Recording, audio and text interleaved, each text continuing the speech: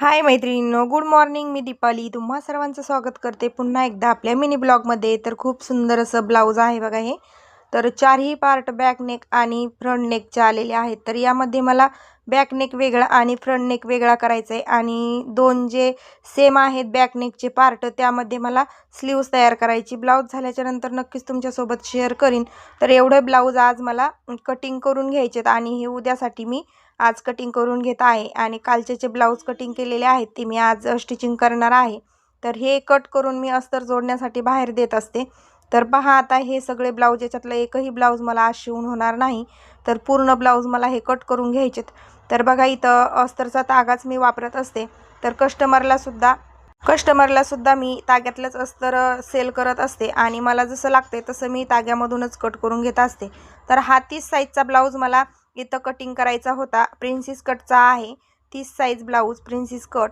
तर बघा आता याचे मापं मी टाकून घेणार आहे ते तुमच्यासोबत शेअर करते. तर उंची घेतलेली आहे मी 14.5 इंच. तर मला ही 13 इंच. तर 30चा चौथा भाग येतो 7.5 inch, 2 inch tucks point, 1.5 inch शिलाई मार्जिंगसाठी आणि 5.5 इंचाचं घेतले शोल्डर आणि त्यानंतर 5.5 इंचावर मोंढ्याची मार्किंग करून घेतलेली आहे.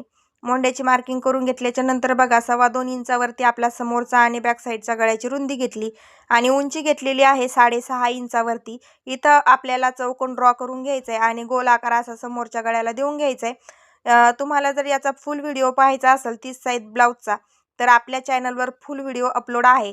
तर 1 इंचावरती मोंढ्याची गोलाई मी इथं देऊन घेतलेली आहे आणि बंद बाजू माझ्या साईडनं आहे त्या साईडनं 4 इंच रुंदी आणि 4 इंच उंचीला टक्स इथं टाकून घेतलाय. 2 इंच टक्स पॉईंटसाठी जे आपण कपडा सोडला होता आणि छान असा प्रिन्स कटचा आकार मी इथं देऊन घेतलाय. आता आपल्याला जितकी उंची आहे तिथून आपण मार्किंग करून घेतली तो कपडा एक्स्ट्रा कट करून टाकायचा आहे आणि मग नंतर आपल्याला मोंढ्याच्या साईडनं हा ब्लाऊज कट करून घ्यायचा आहे.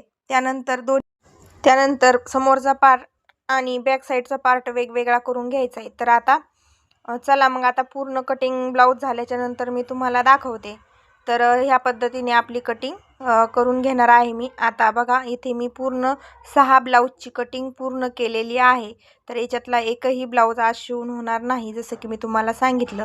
तर आता हा ब्लाऊज सकाळीच 1 ते 1:30 वाजेपर्यंत माझं हे काम झालं होतं. तर दिवसभर काही दुसरा शॉर्ट व्हिडिओ घेतला नाही. डायरेक्ट संध्याकाळचा टायमिंग आहे बघा आता हा पुढचा. तर हे दिवसभरात हे एक ब्लाऊज शिवलं आणि जे अधुरं ब्लाऊज आपलं राहिलं होतं ते हे ब्लाऊज कंप्लीट करून घेतलं आणि मग संध्याकाळच्या स्वयंपाकाचा टायमिंग झाला. तर इथं छान अशी मेथीची भाजी मला करायची होती आणि इकडं अनन्याचं चालू होतं बघा तुम्ही समोर. व्हिडिओ आवडला तर नक्कीच चॅनलला सबस्क्राईब करा. तर एवढा